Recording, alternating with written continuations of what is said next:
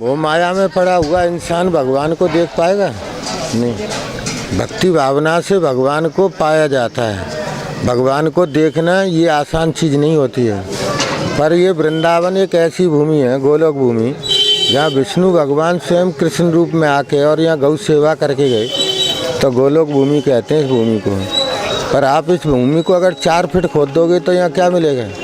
वृंदा नाम है तुलसी का, वन नाम जंगल का है। तुलसी वन को कहते हैं वृंदावन, गांव शहर को नहीं। अब यहाँ भक्त आया तो वो आया क्या के लिए? रिक्शे में बैठ के घूमने को। अगर उसको यहाँ राधे के चरणों की धूल नहीं मिली तो यहाँ आना व्यर्थ है।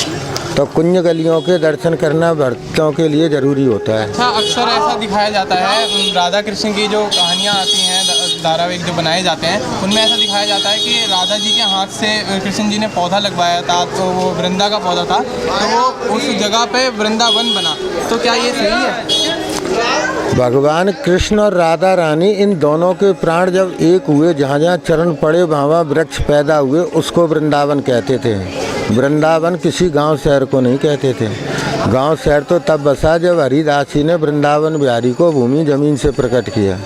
वहाँ के बिहारी मंदिर बनाया, वो बनाया हरिदास जी के मूर्ति प्रकट होने के बाद। लेकिन यहाँ पर साधु संतों ने ब्रज के राजा, जब भगवान द्वारिका के राजा बने तो ब्रज के राजा बने थे बलराम। तो बलराम को एक संतों ने अपने तपस्या से सिद्ध करके यहाँ स्थापित किया, तो ब्रज बसाया बलराम ने। और बलराम जब इस भूमि में भक्त को बुलाएगा तो अर्जेंट प्रोग्राम बना के लाएगा, ये ध्यान रखना है। क्योंकि यहाँ भूमि का राजा बलराम है। जब तक आपने वृंदावन बिहारी के दर्शन नहीं किए तो आप इस धर्म भूमि के राजा का सम्मान नहीं किया। तो प्रजा में घूमते रहो, वहाँ के बिहारी के दर्शन करते रहो। सम्मान किया जाता है वृंदावन बिहारी का, भक्ति की जाती है कृष्ण की, तो वहाँ के बिहारी की भक्ति होती है।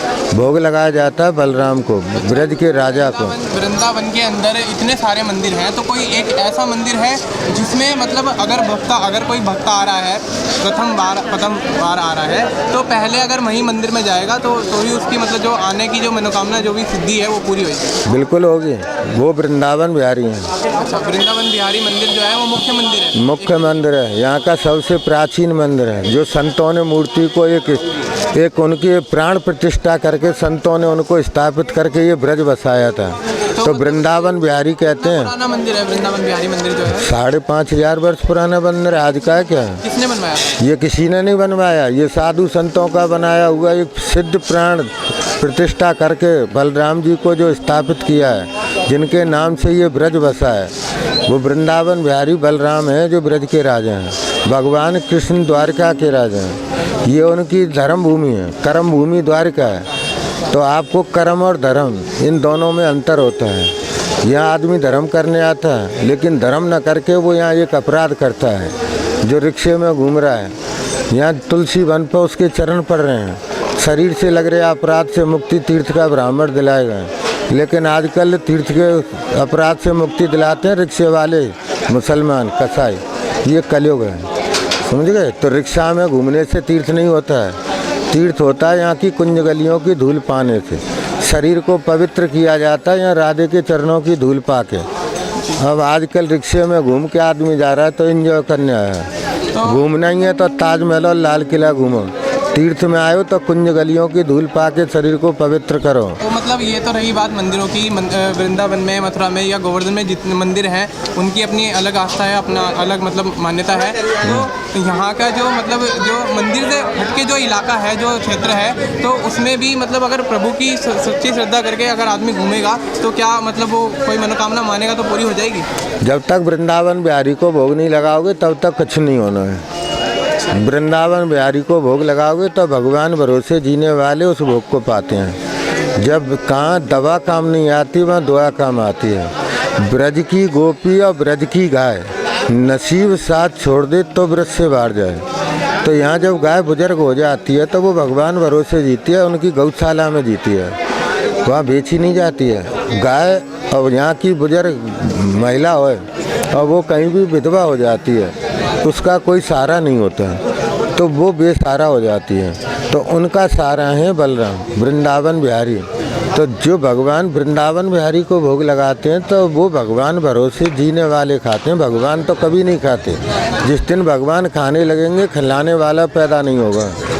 तो यहाँ पे जब वृंदावन बिहारी को भोग लगाओगे तब मनोकामना पूर्ण होती है भक्त की। और भक्त को यहाँ पे सिर्फ दर्शन करने मात्र से उसको कुछ नहीं होना है, वो एक अपराध और करके जाता है, जो तुलसी वन पर चरण पड़ के अपने अपराध कर जाता है। तो यहाँ के अपराध से मुक्ति तीर्थ का ब्राह्मण दिलाएगा। राधे के चरणों की धूल पाके शरीर को पवित्र किया है। बाकी मनोकामना के लिए भगवान को भोग लगाया जाता है, पर जो भोग लगाते हैं उस भोग को भगवान नहीं खाते हैं। भगवान खाने लगे तो समझ लो फिर भगवान को खिलाने वाला पैदा नहीं होगा संसार में कोई। लेकिन जो भगवान भरोसे जीते हैं, जिनकी दुआ मिलती हैं, उससे भक्त की मनोकामना पूर्ण होती है। अब तुम बांके बिहारी में भोग लगाते हो, भगवान भक्त के भगवान एक भाव को स्वीकार करते हैं, एक कृष्ण भक्ति होती है। मतलब आपका कहने का मतलब ये है कि भोग बेशक सब लोग बलराम को लगाना चाहिए। भोग लगा वो ठाकुर जी जो हैं जो भोग नहीं लगाते हैं, वो सिर्फ भाव देखते हैं कि कृष्ण के अंदर भाव है। तो कृष्ण तो भाव को स्वीकार करेगा, बलराम मनोकामना को पूर्ण करेगा।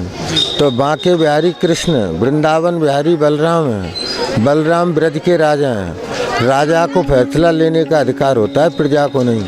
तो भगवान कृष्ण भी आपके जब तक दर्शन मान्य नहीं करेंगे जब तक उनके बड़े भाई बलराम का तुम सम्मान नहीं करोगे। मनोकामना पूर्ण तब होती है भक्तों की जब पहले बलराम का सम्मान करो, क्योंकि बलराम ब्रज के राजा हैं, भगवान कृष्ण द्वारका के राजा हैं। अब प्रजा में घूमने से प्रजा क्या करेगी?